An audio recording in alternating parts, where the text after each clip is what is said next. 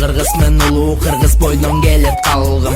Кыргыз улут кран жигиттерге бай келген. Рас эле кыргыз болуп жаралган экем. Кылым карып бирок кыргыз бойдон калган. Мен миң өлүп миң тирилген, мен ушундай калкмын. Батыр манас атам болгон, ал менин гана атам. Миң талашып миң кырылган, манас Кыргызстан чыккан. Алга кыргыз, алга, алга кыргыз, алга, алга кыргыз, алга.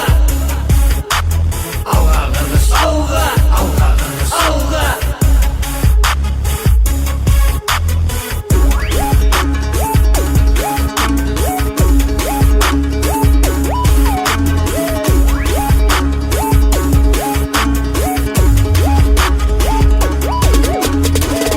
Элим илгертен, батырларга бай келген. Кран жигиттерди элим баалап танк берген. Кыргыз элим намыс көйлү, намысына бек турган. Кылым карып жылдар өтүп алды, көздөй умтулган. Батырыбыз манас чыккан, батыр болгон баласы.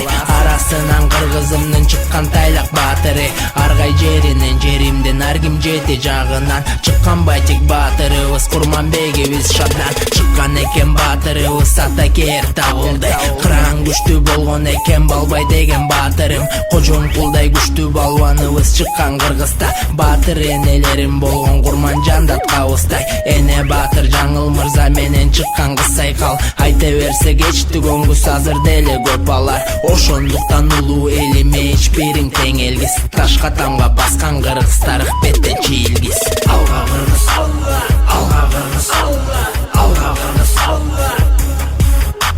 Алга кыргыз, алга, алга кыргыз, алга.